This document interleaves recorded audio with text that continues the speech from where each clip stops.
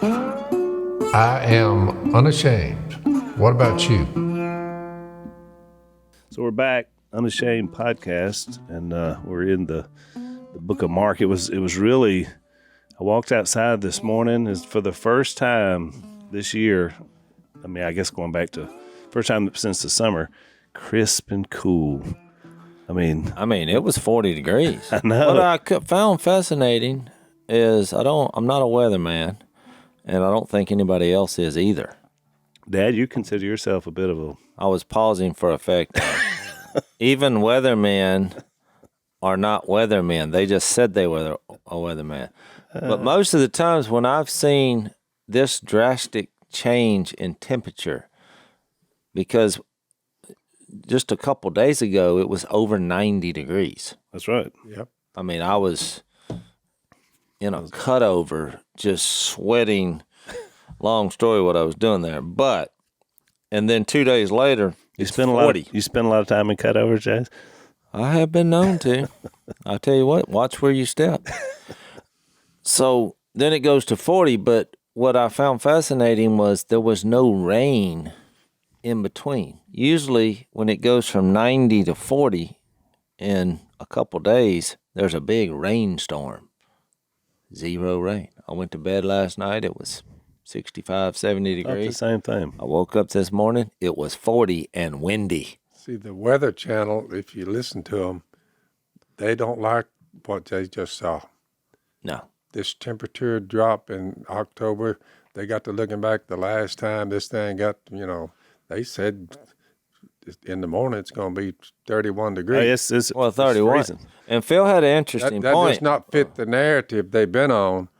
They said, wait a minute, this is going to break records all up the United States. It's going to break all these records on how cold it can get. Yeah. They don't like that. Well, it was warm. Everything is supposed to be heating up. It goes against the warming. Well, but it was hotter than normal the past 3 or 4 months. But you had an interesting point before you got here. We were wondering if we were just going to start this without you, Al. Phil said the Chick-fil-A line was he long. said he remembered seeing an article one time when he was, he went back 50 years. In the so. 60s, late 60s. Late 60s. 70s. Phil said, I remember reading an article that an ice age was imminent. It was the cover of Time magazine. Well, and our man behind the glass here, the invisible glass, he found it and pulled it up there for us to see. So you saw that cover? Oh, well, it was in big red letters. Ice age imminent. Experts. I remembered it, and I don't remember that well, but I remembered that it said imminent, meaning, and there were people on the news and stuff saying, you must learn how to build igloos because that's going to be the only way. People started building igloos. Can you imagine all the clothing was flying off the shelves and people were getting warm boots? Because that's what we do. There was the current people who, the scientists, their children had the thing burning up. Had it locking up with ice. It's ice age. New ice age. And this is going to be with us for years and years. Well, their siblings are saying, this thing is fixing to burn up. In a 40-year period, it went from we're all going to freeze to death to we're all going to burn our butts off. And I said, the polar ice caps are melting. We're all going to flood. Yeah. It just flip-flops in a 30-year period. There's some verses about focusing on the creation rather than the creator. There are. And I think that's it, because people, there'll be every once in a while when we talk about stuff like this, somebody will send a thing and say, well, y'all just, these things are scientific and y'all are just acting like it's not that big of a deal. And we're like, no, it's just that when you trust a creator, weather changes, weather patterns change. It's cold when you look back, there's been times where it was frozen. And really, they're trying to come up with ways that they can, at least they're claiming it now, that they can do things to make the weather better. That's a major task that I have not seen. All it takes is more money, Dad. Yeah. We need more money. I think they say now if you plant, I think it was a was it 3 million, maybe a 3 billion. I don't remember if it was a billion or a million. But somebody said if we planted that many trees, that it would cool down. Oh yeah. So, and it may be true. I mean, I'm Well, all they for can't trees. fault me because I've planted many thousands of trees. I'll show you the Dad, trees. You were green before green was cool. That was Plant trees. I've been planting them, for the last 30 years. I've planted a lot of trees. Well, I mean, you can't read the Bible without believing. Boy, I was glad to see it. That's why I looked up yesterday, and they said it's going to be 31 degrees. I said, boy, if I hadn't planted them trees, ain't no telling what it'd be. You can't read the Bible without having to believe in global warming, though. yeah, because there it is coming. Yeah. I mean, So if it's a been sign, okay, you wanted your sign, there it is. I mean, now read the Bible and make necessary preparation. Yeah, I mean, well, that it really is. I just think believers have a different take. And look, I mean, you said it, Dad. I'm all about conservation. We have land. Yep. You work it. We've cared for it. We planted trees. We love habitat. We love wildlife. I mean, we love fisheries. I mean, I'm all for it. I'm for clean rivers. I hate pollution. I mean, so I feel like we're on the same page. It's just that we believe in a creator, and apparently these people think When I was fishing 25 years ago, 30, out there on the river, fishing for a living, I had to fish around all that stuff. The paper mill was just dumping that old black water into the river. Yeah. Well, when they would do that, they would do it periodically. They'd wait, once a month or whatever. They'd open the valves, and here comes all that old black sinking water. Remember I had yeah, it's terrible. You could smell that paper mill from right here, 20 miles away. Right. I got bad news. It wasn't a million, and it wasn't a billion. 1 trillion trees need to be planted. We got a lot of work to do to reduce climate change, which is the equivalent of 640 trees per person on the planet. Well, that's a lofty goal. Well, this really went off the rails into depression. No wonder everybody's angry and blowing their horn. Every person on the planet has to grow 640 trees. Bill, you're good. You're good. You're good. And you actually made up for mine and Al's. Yep. Well, I've done a lot of fast growing trees. My two chosen trees, they got the fast growing. We have that sponsor. The sponsor, yeah. But the two fastest growing ones that we have, that we planted, are willow and cypress, ball cypress. Ball cypress used to be way more cypress trees, and they used it for so many functions. They cut a lot. They raped and pillaged cypress trees.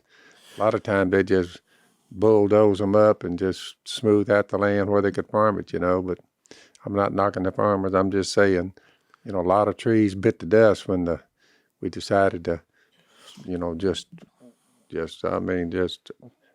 obliterate hundreds of thousands. I do find it of interesting that most of the thought process of these movements that come out of big cities, think tanks, groups of people, but the people that actually live out where you can actually do something about it seem to be pretty conservation minded. When you're in a high rise surrounded by more high rises, you know what happened for that city to get there? Somebody cut a lot of trees. Oh yeah. So what I'm saying is, it's interesting who really kind of does the heavy lifting.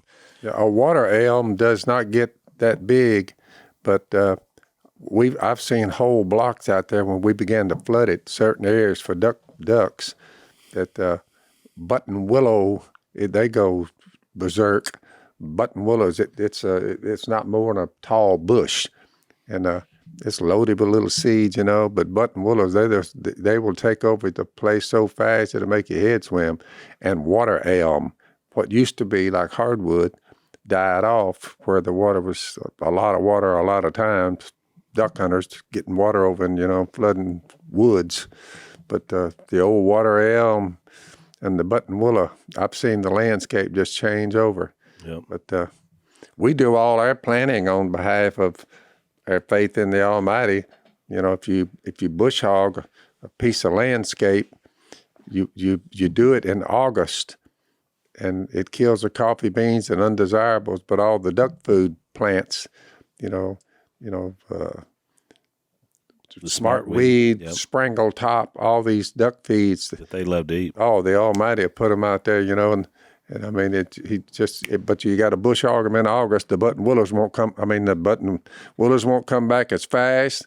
All these plants, undesirables, they won't come out there. Coffee beans, things ducks don't eat, they won't be there. It'll be a food supply from the Almighty. He does the best planting job than going buying and seed and us planting it. Right. He does a way better job. Just let him work.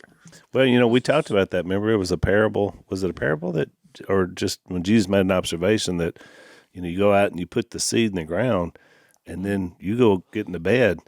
No, we just went through that. Yeah, you don't realize what's happening. I mean, he made a point about that. Yeah. That you're taking for granted, and so are these. I mean, if you want some entertainment, go read these message boards on about. I mean, what I got into here, it's hilarious because people have different opinions. Because they're like, no, I think if we did $8 billion a year for 20 years, now that wouldn't solve the problem, but at least it would be a step in the right direction. I thought to myself, that's a giant step. But then somebody said, but what about the trees that are already here? Well, you got to protect all them too. Yeah, because you can't lose one. After a while, this is going to be what you're asking to do. And look, people, this is a religion to people. Oh, yeah. I mean, I get it. I like What's your trees. line from your speech? Trees aren't to be hugged. People are. Exactly. Trees don't need hugs.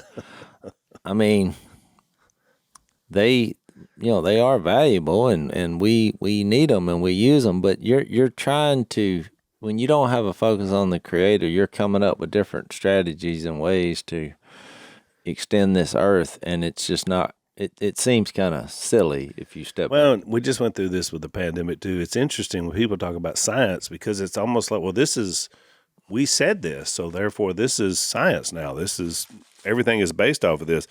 But then we know that in science, you're supposed to challenge theories constantly and continue to see if the theory is true. And to your point, Dad, 60 years ago, it was an ice age. Yeah, and a very interesting little text when everybody says, where's this Jesus? Y'all, everything that goes on like it always had.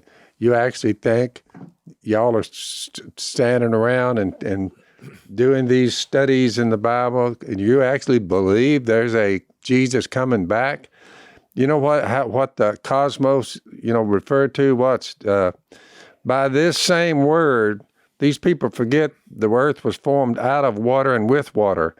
Our scientists today say, no, not true. So they don't believe that. By water also, the world at that time was deluged and destroyed. They said, nope, Noah's Ark, all that stuff. Nope. That didn't happen.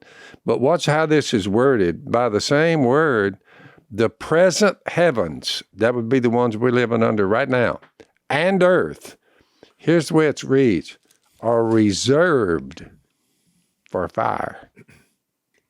It's not like they're sitting there and they're going to escape. It said they're reserved for fire. There won't be water next time. Yep. It'll be fire.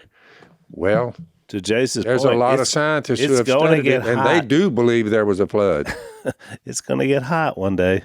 I mean, there's no doubt that's coming. Yep.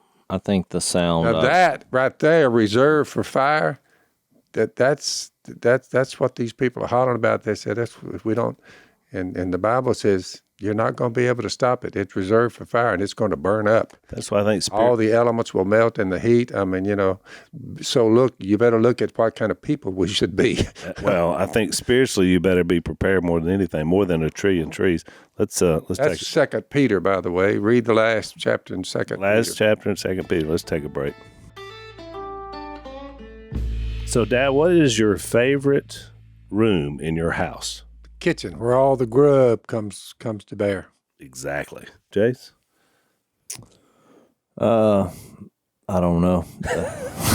Well, I would say the most important room in my house is the kitchen because that's where the food gets cooked. Okay, valid point. One of our new sponsors, which we're excited about, is cabinetstogo.com. the kitchen is really the heart of the home, and it has been our home. Mom talked about this in our last appearance, that she's loved to cook, and that's kind of always drawn us together. It's also a great way to show hospitality to other people.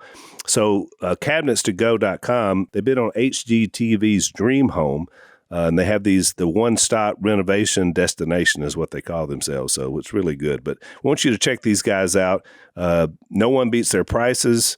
They have a transferable limited lifetime warranty. So right now you can get a full custom 3D design of your new kitchen at cabinetstogo.com/Phil. So that's free custom 3D design of your new wow kitchen at cabinetstogo.com/Phil. Check them out.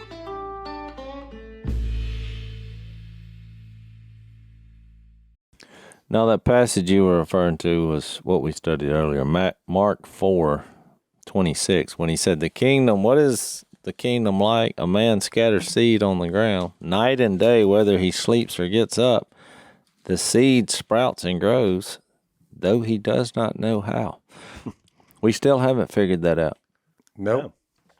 Besides a creator with intellect. Right. You're right. The process, they talk about duplicating a lot of stuff, science, but the process they can't figure that one out. I mean, it's without a creator, without a designer, it's hard to figure that one out. We didn't come up with that. It's an amazing thing when we put seed on the ground over there, and you wait, and you've had the fertilizer there, and it'll be a little shower. In 3 or 4 days, you look, and what you planted, which was so small, I mean, you look at it, and it just goes to however where you stop planting it. But like all those food plots for deer and all of the stone in them plant, you just look up, and it's the prettiest thing you've ever seen. They just burst out of the earth. I mean, I look at little old seedlings that come out of the ground, little bitty cypress seed that planted itself. And I'm looking at them, and I said, boy, there's cypress trees coming up out here. Well, you go by there the next year, about a year, and you look, and they're about 8 inches to a foot tall. I'm like, and they're a slow-growing tree, relatively speaking. Right. But I've got cypress trees now that'll stop a four-wheeler in its tracks. I mean, I planted them, but when I'm looking at them, I'm like, good night. And I characterize it as raw power. Yeah. Seed just start coming out of the ground into whatever it's going to make. And I mean, there's no stopping. If you just get back out of the way, leave it alone, it grows day and night. And I mean, vines try to stop it, and thickets try to crowd it out, but it just keeps coming through and ends up majestic, beautiful cypress trees. So your great grandchildren, long after we're all waiting for the Lord to come back, they'll go by there, and it's just the big, beautiful cypress. Moss Lake, when we were Upper Ouachita, I got in the rig with them fellow duck hunters, and we all went tearing off down through the woods and got out there. And we got to this little lake, and everybody looked around and said, we need to put a blind in here somewhere, There were some old boards over in the bushes over in the button willows over there. And I was the one who said, see that cypress tree right down there? I said, it's on the edge of them button willows, on the edge of the hole. I said, that's probably, I guessed at it, but I was pretty close, a 1,000-year-old cypress. It wasn't 200 years old. This thing was massive, huge thing. And it's still there, by the way. Well, the feds burned it after we left. That was one of because we had our duck blind up in that tree, about 15, 18 feet above the water. So we hunted there for about 6, 7 years. But it was an old cypress tree. They went out there, the government did, when they bought it. The first thing they did, they looked at that duck blind. They burned it to the water line, burn it down. That old tree. The guy that burned it said it like to burn him up because he lit it when he was up in the blind. He lit it, but it was hollow. So when it's just like a furnace, and he had to bail out, jump out and Moss Lake there or keep from burning up. That's right. Well, that was probably his penance for burning that tree. Yeah. It'd have been a lot better just to tear that blind out, I would I think. saw that stump after they burned that tree where we had been up in it, 1,000-year-old cypress tree. Jason and I were kids. Yeah. That was where we first stuck on. And when they burned that, I cried. Yep. I'd looked at that old blind all them time we'd been up in there, you know. It was a passing, in my opinion, it was the passing of an era. Yep. And like you said, even the just destruction of it and when you didn't have to. Human beings. Yeah, that was the government. Yeah. I mean, that's the same one said we need 1 trillion trees. So we burned down 1,000-year-old one. Oh, yeah. No, it was sad. Yeah, that was a lot of history. Stump is still there to this day. Yeah. It's still sitting there. You could probably go right to it. Oh, I could lead you right to it, go out there and show it to you. Yep. I mean, when they burned it, I went out there and looked. You hadn't been up there in 30 years. I could take it to it, and the stump will still be there. That's how stout these things are. I mean, just the stump. That's been 25, 30 years ago, but that stump is still here. It's pretty amazing. It takes a long time for one of them cypress trees to disappear. Long time. It does. Well, to get us back to Mark, I thought about this, Jace, we're talking about the creation and the creator.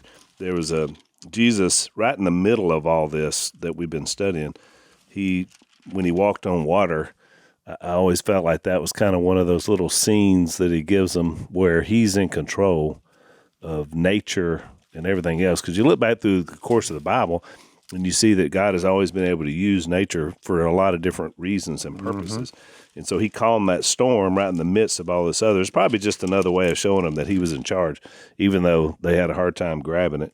And right after that is when we got into this Mark 7, which has led us into this idea of what's clean and unclean. And it's almost like it's taken, we were talking before we started rolling today about repetition. And that's really kind of what this whole section is about. When you say, Jace, it's like repetition. It's like, that's why we had the double feeding stories in here, because he's trying to get a point across. Well, mainly to his disciples, they're just not getting it. Right. I mean, we had fast forwarded through chapter 8 because I think it helped us understand why he was doing some of these things. But I mean, he basically interrogates his disciples in verse 17 of chapter 8 when he says, Why are you talking about having no bread? Do you still not see or understand? Are your hearts hardened? Do you have eyes but fail to see and ears but fail to hear? And don't you remember when I broke the 5 loaves and all the extra that you picked up? So he had just warned them right before that to not have the yeast of the Pharisees. And so in chapter 7 you have this example where he's confronted because the disciples didn't wash their hands, and it wasn't, we went through that in detail. It wasn't just that was a big thing there. There was, it wasn't the wash your hands for 20 seconds during COVID. There were rules and books and books and books on how you were. Not only did he take that on, but then he basically makes a proclamation that would have blown everybody's mind. It was a watershed moment because he says all food is clean. Yeah. And this was a huge paradigm shift for these people. I mean, that's, and I think his underlying point was saying that all people also can be clean. Right. And so that's why I think that led to him going to where the Greeks hang out in this Tyre that we talked about last time when he left there, and he is approached by this woman who was a Greek. She was born in Syrian Phoenicia. She begged Jesus. And when you read Matthew 15's version, we didn't bring up a couple points here, but Jesus actually ignored her at first. Right. And we talked about this as being offendable. I mean, and the disciples were like, you want us to get rid of her? Yeah, she's getting on her nerves. When you start thinking about this, she was offended, or should have been, in every possible way. Jesus ignored her. Jesus' closest followers, to put this in a practical way, I mean, this is like the preacher ignoring you, the church saying, you don't belong. You don't belong. Some people just don't belong. Then she's called a dog, and we talked about that, pet dog or not, puppy or not. Oh, so much. The technical issue. I never heard that No. particular. Neither. It's getting close to, well, we just had Halloween, maybe. Yeah. You know what's interesting about while we're on the trees? No, we're left the trees. Yeah, but That's We're way. I just want to bring out this point. I mean, it started out, you had the tree of life. I mean, and first, before you get to the tree of life, you start out with a tree that you are not to eat from at all. That's true. And it's interesting that we are called, God's people, the kingdom of God. We're called, they have the right to the tree of life. Yeah. This tree of life, it bears fruit year round. And you even see the restoration idea of it in Revelation. We're said to be Galatians, a tree. In And it Galatians. all started with a tree that you don't want to touch. It's just interesting. Well, I think we're the branches, is what Jesus said, John 15. But he also, the Galatians passage says, cursed is everyone hung on a tree. He was hung on a dead tree so that we could live, Yeah. which is Oh, interesting good points. point. Hang on, let's take a break. So as you get older, one of the things that we've noticed is it's the little things that you enjoy. And one of the things that I enjoy is a good set of sheets, Jace. Soft, comfortable sheets to give me a good night's sleep. And one of our sponsors, who's been with us a very long time, and I was using, at least I were using this product before they sponsored our podcast. They're called Bowl and Branch.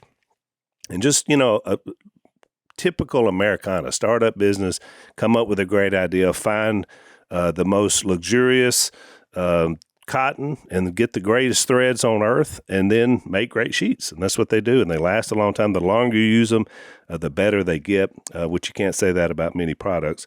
They're 100% organic cotton, no toxins or pesticides or any kind of harsh chemicals when they make it. And so they've got designs and colors for every bedroom style and every mattress size. They also have a 30-night worry-free guarantee with free shipping and returns on all orders. So their signature sheets come wrapped and ready in a beautiful holiday gift box. Your gifts will look as special as they feel. Great thing to give during the holiday season. So bring home a better night's sleep this holiday season with Bowl and Branch bedding. For a limited time, get 20% off your first set of sheets and free shipping when you use the promo code Robertson at bowlandbranch.com. That's BOLLAND branch, bowlandbranch.com. Use the promo code Robertson.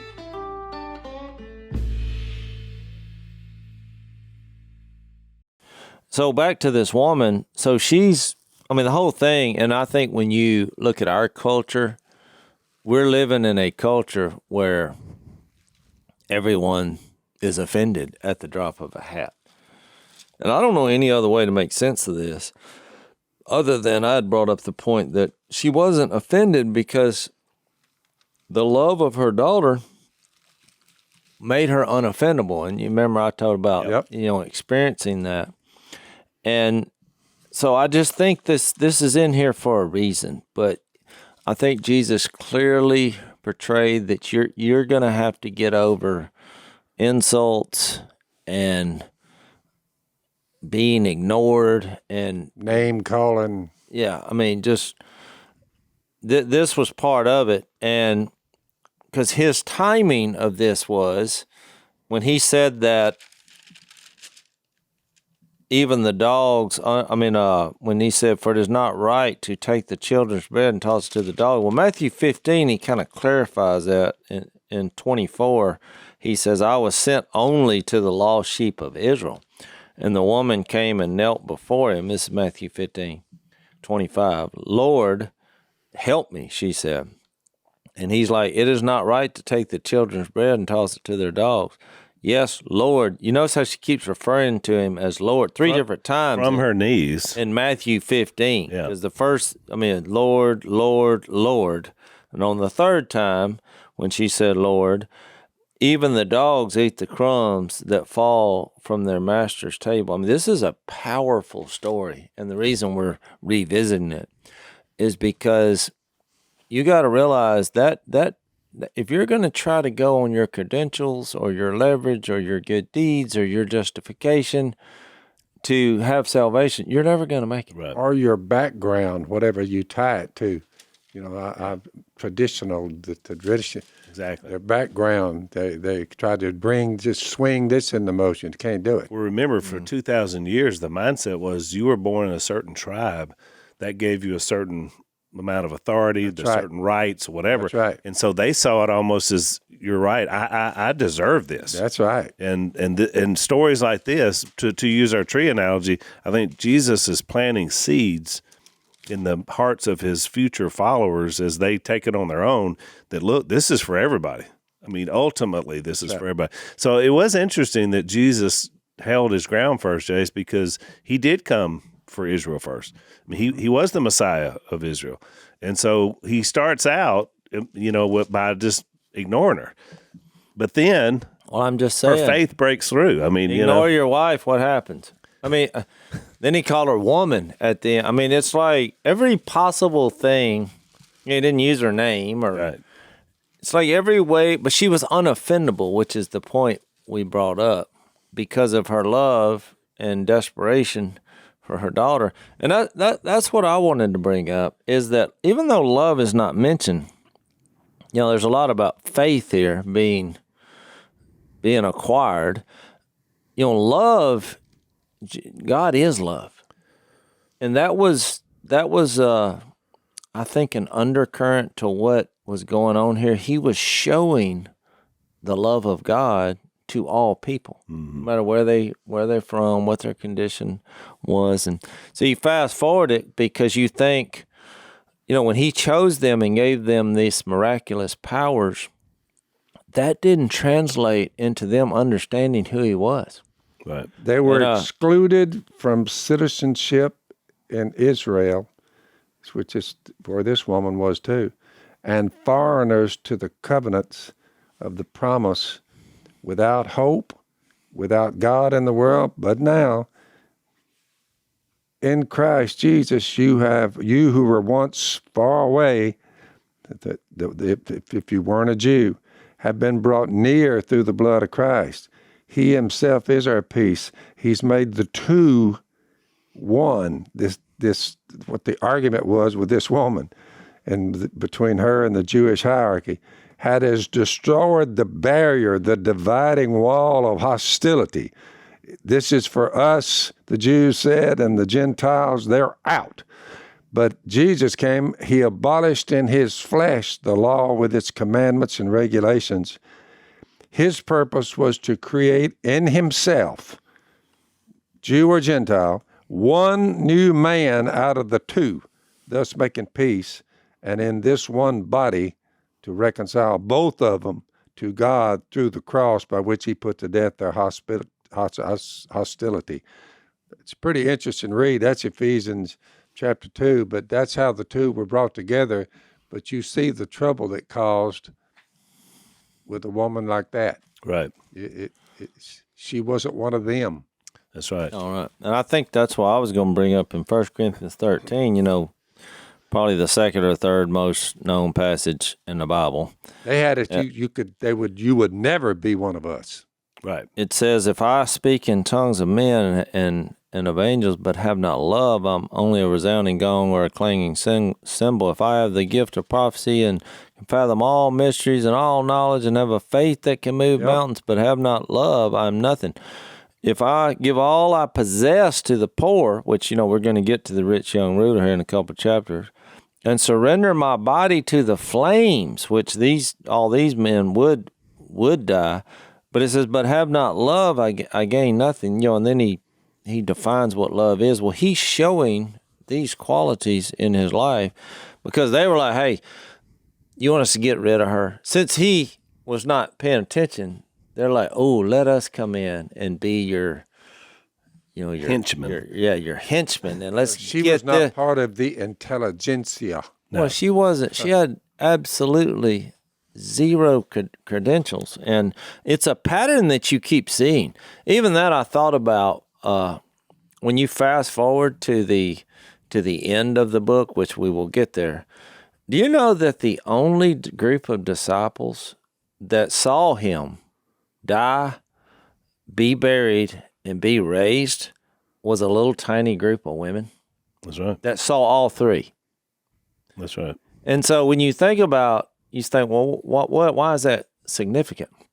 Well, it's significant because if you were just trying to make up a story, they didn't even have any credibility credentials or couldn't be a witness. They couldn't give testimony. That's right. So why, if you were trying to trick somebody, you wouldn't pick the group of women to be the only ones that witnessed each part of that, what we refer to as the gospel.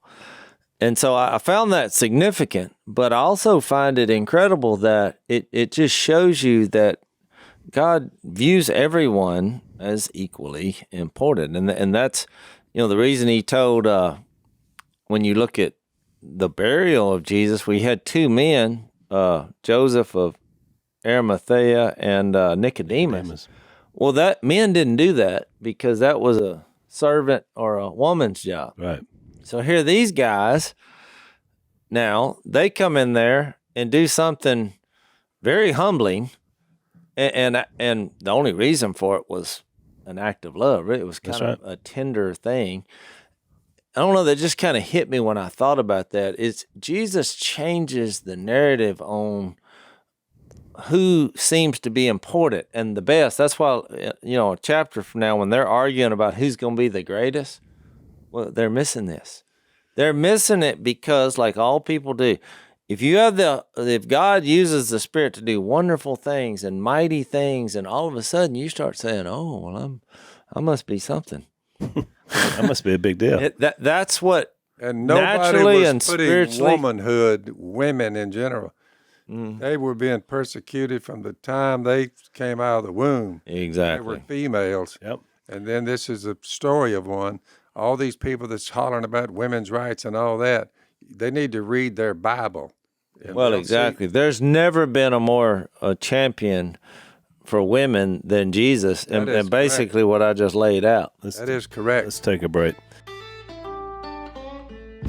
So one of the things I hear the most about our podcast is that they love the fact that we're so strong in what we believe and we're willing to talk about it. A lot of people, unfortunately, when it comes to faith and faith issues, are fearful in this current culture, but we're not. That's why we're called Unashamed. Another group that is like us is a group called Covenant Eyes. They've been around for over 22 years. I was aware of them back when I was doing full-time ministry, doing a lot of Promise Keeper stuff. And what they do is they're courageously helping people get away from pornography, especially in relationship to the internet. We know it's a scourge. The Bible talks a lot about the dangers of lust, what it does to not only your own mind, but your family, your wife, your kids, everything. So it's very important to get away from this. And I know a lot of people struggle with it. If you go to coveyes.com/Phil, they're going to give you a free 30-day trial when you sign up using the promo code Phil. So nothing to lose, but much to gain. That's Coveyes, COVEYES.com/Phil. Free 30-day trial, and really will help you a lot to get past this pornography.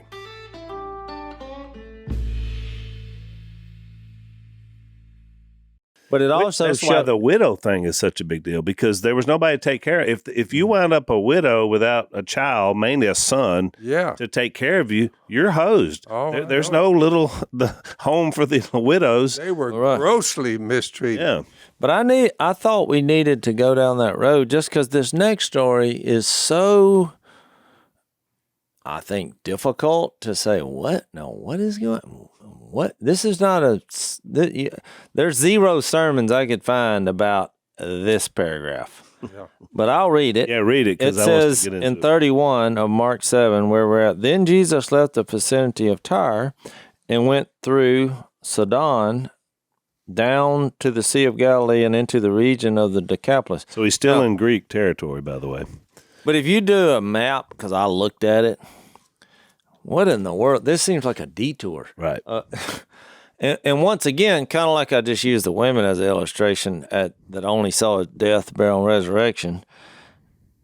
This just doesn't from a geographical standpoint, and since we know how this started and how it ends, I mean, you can take a look at it for yourself if you want to get into it. Just doesn't seem to make a whole lot of sense on why he's going down here. And by the way, before you leave that thought, Jace, that Mark, unlike the other gospel writers, seems to regionalize this ministry more than the rest. Like, he gives us these little factoids about it, and you're right. A lot of it doesn't make any sense. I mean, we hadn't even talked about Jerusalem and Judea yet. That's going to be at the end of the thing. But he's once he makes the turn to Jerusalem, then all of a sudden you also see that he starts taking more time to teach the disciples. That's right. Because we all know where that's going to lead. There was a terrific, women just were not getting there. They were so mistreated. They were always below the man. Right. You read stories like this and you say, But you know, but he's elevated. Well, I think it goes back to a point I was going to make about Nicodemus. I mean, here you see a guy showing courage because he's putting his reputation on the line when he went to the burial of Jesus and to do something so serving. But you got to remember, what did Jesus tell him in John 3? He's like, you got to be born again. Yep. But by saying that, he basically put all humans, including him, because here's a guy who's got plenty of money. Nicodemus, he got plenty of money. He has a great reputation. He's popular. And Jesus is putting him on the same level with everybody. You got to be born again. I mean, you just seem like Nicodemus should have said, well, can I come back maybe as a teenager since I'm so accomplished? I mean, to start completely over was just taking all his credentials and flushing them down a porta potty. It had to be. But now what I'm saying is, you fast forward to the end, and I believe he got it, because he was showing an act of love and humility in wrapping Jesus's body with spices. Judgmentalism on it. But if y'all look, I mean, the same thing they were wrestling with back then. The ethnicity of a human being, that hold that against you. I mean, color, that hold that against you. I mean, Well, they ain't much changed.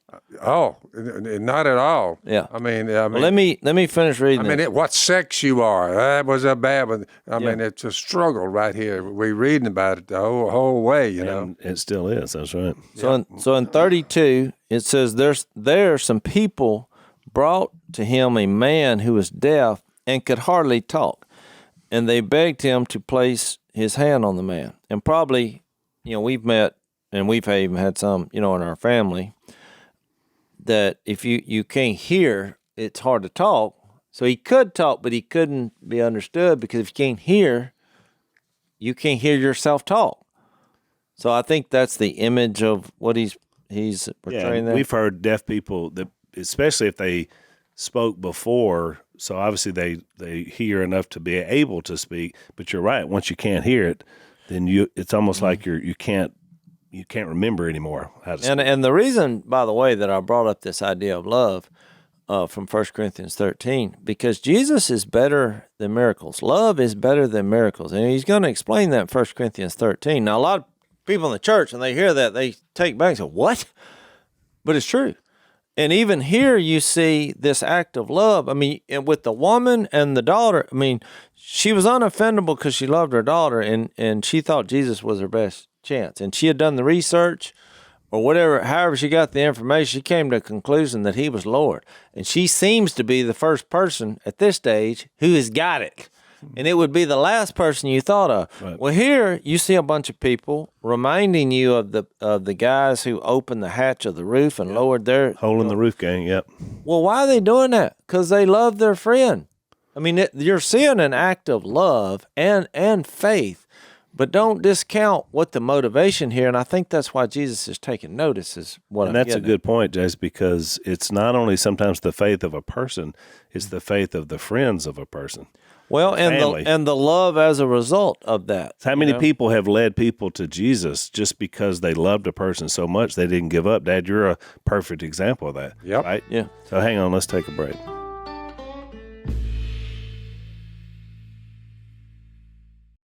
So in 33, after he took him aside away from the crowd, I'm not sure why he did that, other than maybe this continued theme of, because if you see this, Well, I think he was avoiding we're fixing to have a miracle thing here for the next exactly 8 hours. Jesus put his fingers into the man's ears. Now, there's just huge amounts of debates, and I read all the commentaries for you too. Some people think it was just he was doing sign language. Some people say he was communicating, and I mean, I just think he was touching him. There was an intimate moment here. He understands he's got a difficulty here. You don't have to tell. I got it. Here's the problem. It's almost to me just like Jesus just shows different ways to go about these things, because obviously he can speak things, and he cast the demon out of the woman's daughter, and she was some other place. Well, right. And he was like, but he could somehow he worked in the effect on others. But he called himself the great physician, and it's almost like, to me, like sometimes he shows like, I'm gonna physically show you how to do it. I could do it this way. I could do it that way. Well, like he touched the leper, it makes sense. Right. You're like, the guy was unclean, but he hadn't been touched. But even you got to remember, I think all these people with these kinds of conditions, and even in our world today, they're looked over. Or if you see somebody on homeless on the street who's talking, then they're deaf, or you're just your nature is like, get away here, I don't want to deal with this. I don't even want to see it. I don't want to think about it. And that's just how human nature, unfortunately, is. And then all of a sudden, hold your bottle of water and watch this. He spit and touched the man's tongue. Now, let's get through that, because most people in our culture now immediately is like, oh, what? But you know what I found fascinating? I looked up the medicinal purposes of spit. Would you believe that even in our culture? Oh, yeah. I spent a lot of time that I'll never get back reading. I did a much shallower dive, but I know where you're going. You know what? They really support it's of course, here's what I found funny. You want to hear something funny? Most of these doctors and things I read, do you know where they attribute the idea of why spit has medicinal purposes? Where the origin of that was? I thought, boy, I'm fixed to see some scripture here. I don't think it would be this text, but it's possible. It was not this text. It says most people agree that this came from noticing dogs' behavior. They said canine behavior, but dogs. Yep. Watching them lick themselves after an injury. Uh-huh. Really? That's as deep as we're going with that? I saw a dog do that. I thought, there's a Bob? good idea. I think I need to write, what are they, medical, we need to put that in a journal, that actually there may be something in saliva that's a curing agent. Dogs think it is. Oh, it is. Well, where'd they get that idea? Yeah. Well, for somebody who believes in the creator and not necessarily trying to figure out the creation without a creator, well, of course it is. So your inside of your mouth is the fastest healing place on your body. You know how you cut your tongue or it's the fastest healing. And Jason, you know more than anybody with all of Mia stuff. It's amazing how quickly, and saliva is part of that. And you know how if you hit your finger, what's the first thing you do instinctively? You put it in your mouth. When I'm injured, and I look down, for this little short period, I don't have any injuries on but I have a lot of thorn sticks. Yeah, I have a couple. You can use mine. Oh, yeah. You see this ailment. Do you want to lick this injury? I have two dogs. I'll let you. I have two dogs that they investigate my arms. And they'll lick it, right? And the first thing they do is start licking it. Man's best friend. Most people say, "Well, you don't want to do that. They spreading germs." I said, "They think it's helping." And I've noticed after they try to lick my wounds, I noticed that they don't get infected as much either. Right. So Isn't that a saying, Jase? Just train your dog to lick your ailments. You're gonna be all right. That's a saying. Like when something happens to you, that he's licking his wounds. Licking his wounds. I know that. Yeah. Yeah. I had it on the. All right, keep reading. We're almost Now out of look, time. now, Keep Jace, going. if word gets out that you're saying, you said that bunch of rednecks down there are saying your dog's licking your wounds, and they'll No, I heal got from it. this out of the medical journal. But my point is, look, people were using saliva back in the day as a healing agent.